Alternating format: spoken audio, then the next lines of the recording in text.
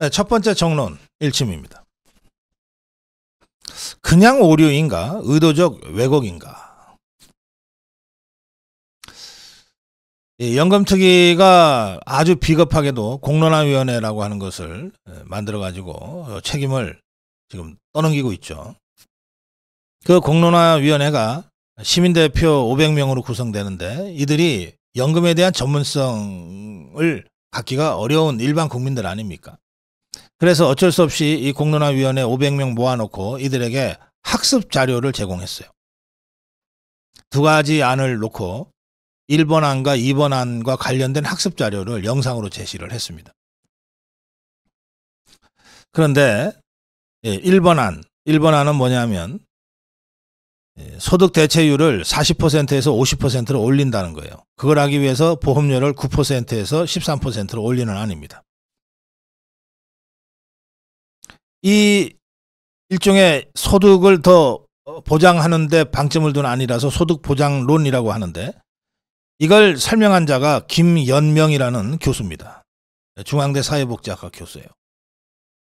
이 자는 이 연금 복지 문제 영역에서 수십 년 동안 연구자로 또 주도적인 학자로 또 좌파 진영이 선호하는 학자로 그렇게 활동을 해왔어요. 진짜 전문가입니다. 좌파 전문가. 그런데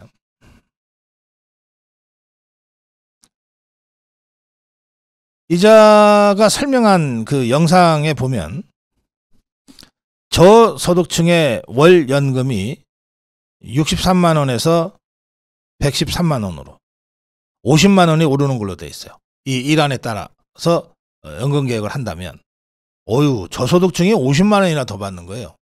일안에 따르면. 평균 소득층, 저소득층보다 조금 상위에 있는 평균 소득층은 120만 원에서 150만 원으로 30만 원이 오르는 거예요. 또 고소득층은 178만 원에서 223만 원으로 45만 원이 오르는 것으로 나왔다. 이렇게 설명을 했어요. 이 영상에 그렇게 설명이 되어 있어요. 그래서 이렇게 설명을 해놓으니까 저소득층은 50만 원이 오르고 중간 평균 소득층은 30만 원이 오르고 다시 고소득층은 45만 원이 오르는 좀 이상한 구도가 된 거예요. 그래 놓고 저소득층이 더 많이 오르는 아니다 이렇게 설명한 거예요. 그러니까 서민들한테 더 매력 있게 다가가도록 돼 있는 거예요. 그런데 말이죠. 여기서 핵심은 저소득층이 50만 원이나 오른다는 거거든요. 눈이 번쩍 띄죠. 그런데 이게 잘못됐다는 거예요. 이 숫자가 잘못됐었다는 거예요. 국민연금공단이 이 계산한 예상연금표를 보면 63만 원에서 113만 원으로 오르는 게 아니라 63만 원에서 90만 650원으로 오른다는 거예요. 따라서 소득 대체율을 50%로 올리면 연금액 증가는 23만 원가량에 불과해져요. 50만 원이 절반도 안 되는 23만 원으로 떨어지는 거예요. 113만 원을 90만 원으로 90만 원인데 113만 원으로 잘못 썼기 때문에 50만 원이나 오르는 것으로 됐는데 실제로는 23만 원 오르는 거예요. 그러면 저소득층은 23만 원 오르고 일안에 의하면 중소득층은 30만 원 오르고 고소득층은 45만 원이 오르잖아요. 일안은 부자가 더 부자 되는 구도입니다. 이랬으면 서민들이 이거 찬성했겠습니까? 저소득층이 50만 원이나 오른다고 저소득층이 많이 오르는 아니라고 설명을 해놓으니까 서민들이 혹했겠죠. 자, 보세요. 이 숫자가 일안을 설명하는 가장 핵심적인 숫자죠. 그리고 김연명이라는 자가 설명하기를 저소득층일수록 연금이 많이 오른다. 이렇게 설명한 거 아니에요. 그러면 저소득층일수록 연금이 많이 오른다고 하면서 제시한 게 63만 원에서 113만 원이니까 이게 얼마나 핵심적으로 중요한 숫자입니까? 근데 이게 틀렸어요. 이게 잘못됐어요. 그럼 이게 단순 실수입니까?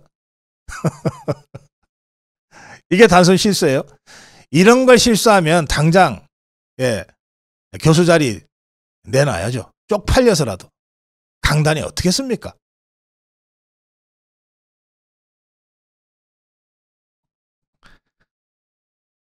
자, 김현명이는 이렇게 얘기합니다. 수치가 잘못된 게 맞다. 고친다고 생각해놓고 놓쳤다. 고친다. 아, 이거 잘못됐어. 이거 고쳐야 된다고 생각을 했는데 놓쳤다는 거예요. 가장 핵심적인 숫자를. 그래놓고 지가 설명은 저소득층일수록 많이 오른다고 설명을 했어요. 이게 잘못됐다고 고쳐야 된다고 생각했으면 그런 설명이 가능했겠습니까? 그러면서 전체적으로 봤을 때 발표문에 슬라이드 수치 한 개가 큰 영향을 미쳤다고 보는 것은 과도하다. 이게 핵심이라니까? 제가 이 김현명이라는 자를 옛날에 제가 공부할 때 더러 만난 적이 있어요. 이런 거 틀릴 자가 아닙니다.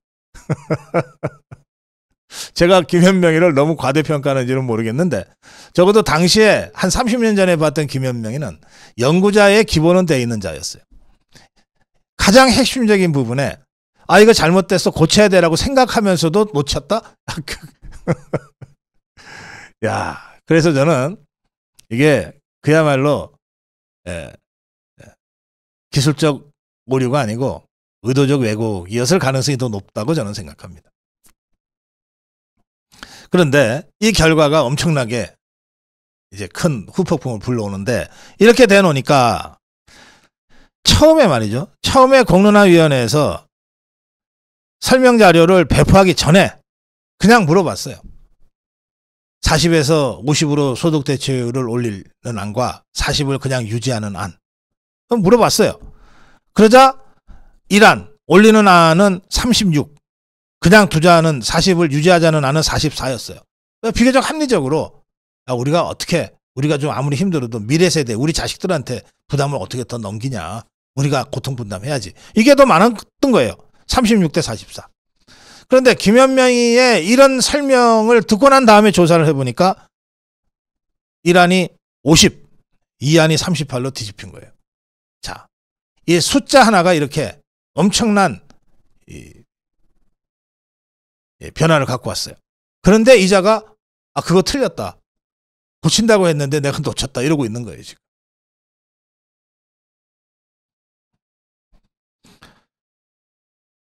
그래서 제가 다시 말씀드립니다. 이런 장난질이나 하는 이런 전문가 또 이런 장난질에 사실은 이렇게 보면 알거든요. 이거 좀 이상한데? 이런 장난질에 그냥 넘어가서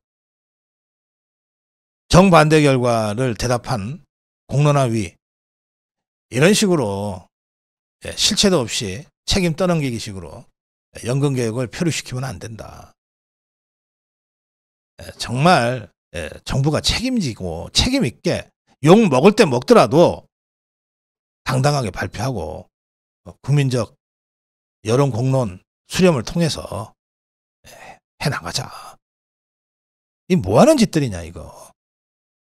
어차피 다 이래봤자 국회 특위 자체가 정부 입장에서는 참고자료에 불과한데 왜 이렇게 소모적 논란을 이런 자들한테 여러 가지 장난질을 칠 그런 틈새까지 줘가면서 이렇게 가느냐. 윤석열 정부가 책임있게 연금개혁을 국민한테 제시하고 국민과 직접 대화하고 소통하면서 추진해 나가는 것이 정답이다. 그 말씀을 다시 드립니다.